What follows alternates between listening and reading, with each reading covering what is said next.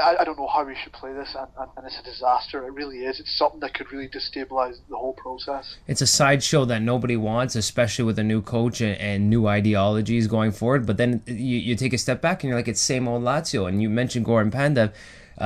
If there is any positives to bring out, Christian Ledesma did the same thing, and he's been a cornerstone of the franchise ever since, and he was before too. It happened. So I don't know if we have a more Pandev-ite or a more Ledesma example here, Scott.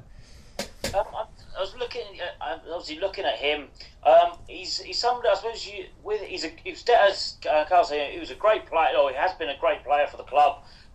He tends to, maybe he's a little bit frustrated that he is sometimes that if the squad is fully fit, that he finds himself on the bench, coming on from the bench quite often. Like Brocky was being played instead of him, and maybe it's, obviously with his age as well. Now he's just turned 32.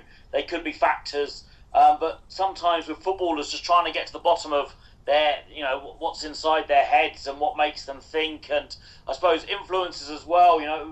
What's his partner saying? What's his agent saying? It's one of those that it's just so difficult to read. Maybe his agent could be suggesting staying away, so at least then he can put, as you said, like Pandev, try and push through a transfer. But again, as Kaz said though, with sort of future clubs, I know that if you owned a club, and you looked at his past record.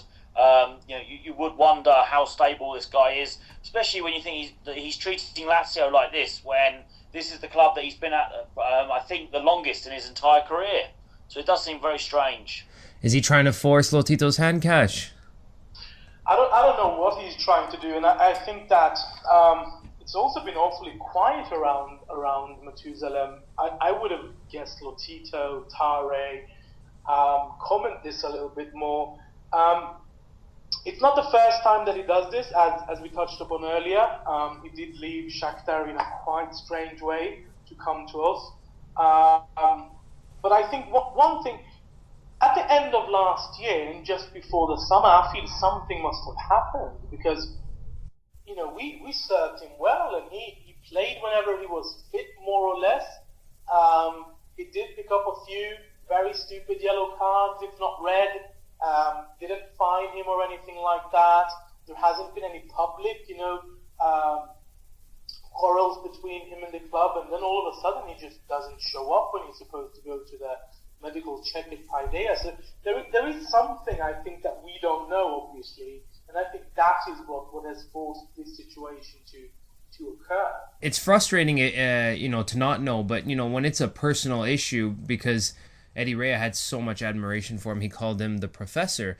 Maybe it's a straight up mental thing. He overthinks things, or he thinks he can win somewhere else. I mean, I would wish it was more black and white, and I would actually more appreciate the fact of him coming out and saying, "Listen, I want to win. I don't think I can do that with Lazio." And I think I would appreciate that much more than saying, "I don't know if I'm going to come back," and just leaving all the question marks that we're sort of left with, and now we're puzzled. And speaking on question marks, I think probably the biggest question mark is, does Zarate stay at Lazio? Does Zarate factor into Petkovic's plans? And basically, Zarate, question mark, and what to expect this summer from him, because he's laid out a lot of objectives for himself. The media's propped him up, like we touched on. What to expect from Zarate? You have to go back to what happened at the end of last season when he made that no move to Inter. And the only thing that makes sense about that loan move, and I said this at the time, and I think it's kind of coming to fruition now, is that the club basically showed him the door because Eddie Rea didn't want him there. And the club decided to try and save a bit of money on him and Flockery, I think. And basically between the fee received for the loan deals and the wages we saved the two of them, I think it was about 7 or 8 million we saved by letting them go away for a season. But the fact we loaned them when presumably there would have been some interested buyers for a decent price probably means that now that we have a new coach, that they have a second chance. And if you listen to the statements a lot of the players are coming out with, I think both Rocky and Diaz have said, they have no problem with Zarate. I mean, they said he's a good guy, he's never been a problem among the players, he's accepted in the dressing room, he's just like everybody else. It now seems like this is a second chance for him, like I always thought it would be. Now, we will see if he factors in Petkovic's philosophy down the line, but I definitely do think this is a second chance. And he looks in good shape, and all the signs are good. All I would be worried about is I do feel there's a bit of a sense where the media are really trying to big him up for the sake of hitting him straight back down again. I mean, one bad game, first game of the season, has a bad game. Then I could see him getting completely mauled by the media. So, I think there's certain situations the club will be aware of, that Petkovic will be aware of, and I think they really need to consider everything. I mean, yeah, he looks in great condition. He looks fit. He looks healthy weight-wise, but mentally, can he really, make a name for himself again? I think that's going to be the big question, and I think, it's ultimately should be up to Petkovic to make that assessment, and that's really where we're going to have to make a decision, because right now he still has some market value. If they renew his contract like they're speculating might happen, he'll have more. But it's going to be tougher for him to break through now than it was when he did break through back in his debut season with us, and I think that'll be something that'll be really considered near the start of the season. I think that's positive actually, because somehow Zarate got some kind of status within the Lazio supporters that made him think he was better than he was, larger than he actually was, and going to Inter and all the comments about how he wanted to succeed there, become a champion, etc., and barely got any playing time. I feel somehow Zarate is a little bit more mature this time around, that he's not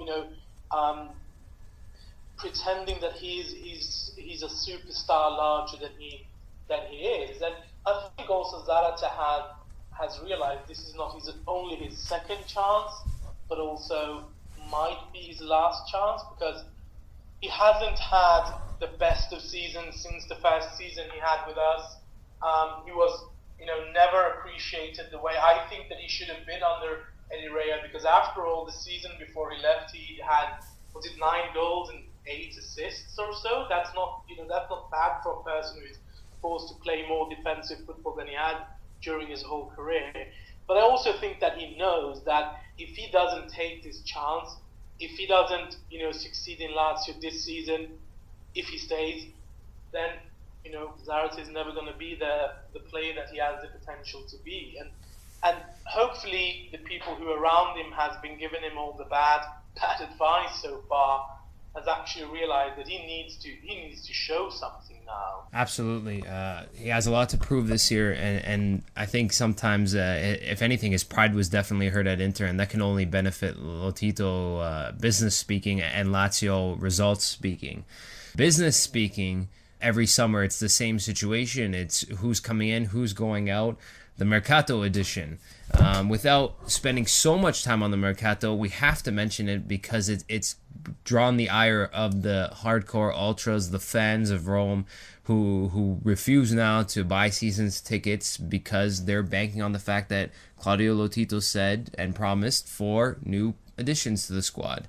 Now we have one in Ederson, who I really want to mention just quickly how impressed I was with his desire to come to Rome, and the fact that he's actually taken the time to learn the language. He's more fluent in Italian than me, and I think that was the biggest surprise for me. So I just wanted a quick shout out to Ederson, who I have nothing but high hopes for, and I think is a great personality to have in the dressing room, especially another Brazilian maybe to help keep Hernandez here, and there's a lot of questions being drawn up on that. But to touch back on the Mercato, is it justified for the fans to boycott these season ticket sales? As fans, should we expect new transfers every year and new signings, or do we have enough quality as it is to make Champions League next year? I know from my side, I always find it frustrating when you see obviously fans boycotting over. You hope that, okay, I understand if that maybe they miss out, the ultras lead to missing the first 10 minutes of a game or something to get their message across. But the club does need money, and the season tickets do bring in much needed finances. As for do we I suppose all football fans expect their clubs to reinvest in the summer. The signing, as you say, the first person through the door is fantastic news. Edison, he looks like a loyal, kind of obviously a loyal guy. He's had long stints there, both with Nice and Lyon in France, and has a very strong reputation. It is key, as you said, to try and keep Hernandez happy, and maybe one of the four new signings could well be seen as you said, as going back to the last subject with Zarate coming back. It's almost like a new signing. I think that we have to first of all realize that Lotito does a few very stupid things. For example, signing Cisse, Stankovic, but he also last summer had massive hits with the players that he brought in. I mean, look at Marchetti, look at Klose, look at Lulic. All three are, new idols for us as Lazio supporters. And I think I didn't know Edison very well, but what I've seen and heard so far, I'm very, very pleased with this signing as well. And we know that Lotito has been asking about for Edison 4 or 5 years now. Even longer, perhaps, yeah. Even longer. And in one way, I understand that I'm not really expecting large signings. I don't really know who it is that we should sign that I'm missing. I do know that we need to strengthen, for example, the defensive line with maybe a younger, promising central defender. But somehow it's Lotito doing this to himself. Why do you go out and say that you're going to sign 3 or 4 champions? Why do you even say that?